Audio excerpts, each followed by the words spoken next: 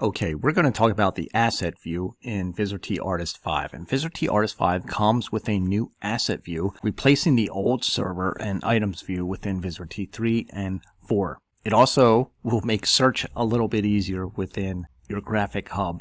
So we're going to dive in. And what exactly is the asset view? It's a window down here that contains all of our assets within the graphic hub. So a couple of ways that we can find it if you don't see it within your interface. And first of all, we can go to the default view and revert our workspaces or restore workspaces, and that will place it back in this little window over here.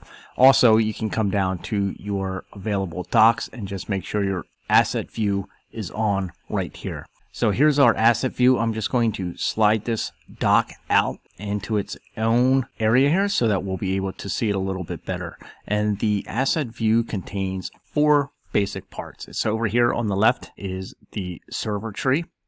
And then these tabs across here is our content switcher or items view, whichever you want to think of it. And then we also have a properties tab, which is hidden at the moment. And we also have a search function here. So basically, what this window does is gives you access to all of the items or assets within your graphic hub. So as I highlight a folder and switch between these tabs or items here, you can see that each tab has a different asset within it. And these assets represent a structured representation of your graphic hub. So over here on the left column, our server tree, there's a couple of options that we have. At the moment, you can see that we have 2 blue folders, one called default, one called globals, and if I open that up, you can see that there are folders within other folders. So the way that this works is that we have 2 options here. We can create what's called either a project or a folder, and if you create a root project here, right click in the server tree and it gives you the option, and we can come in here and type a name.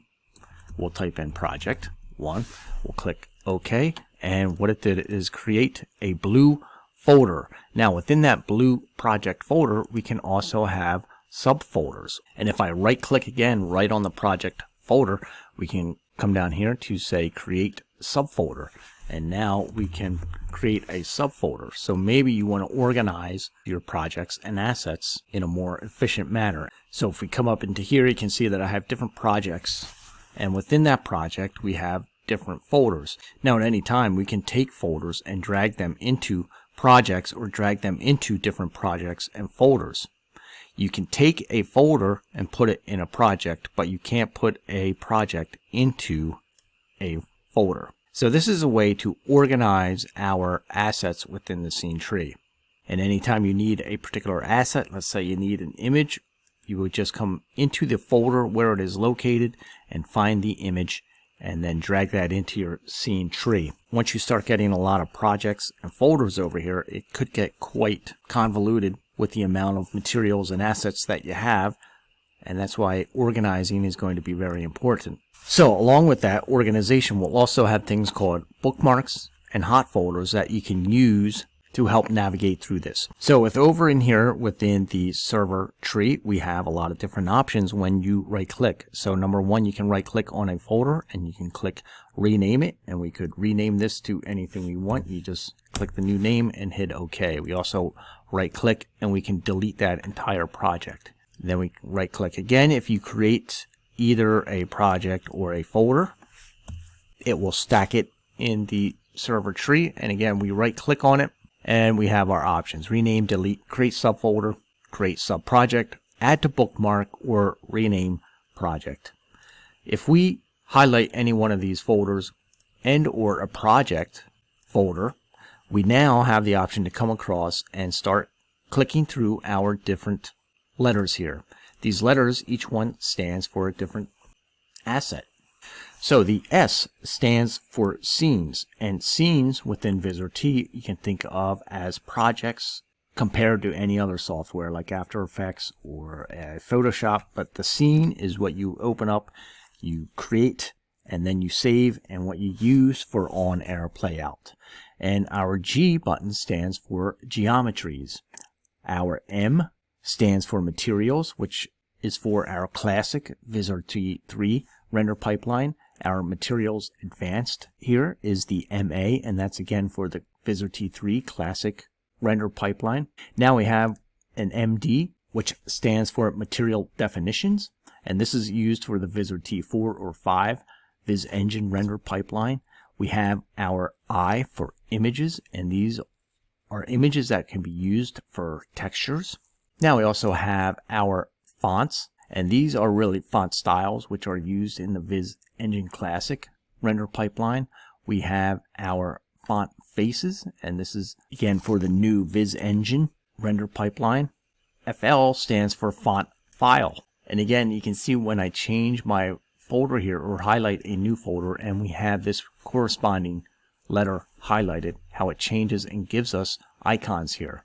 So here we have all of our font files, and again the font files are used within the Viz Engine Render Pipeline, not the classic pipeline.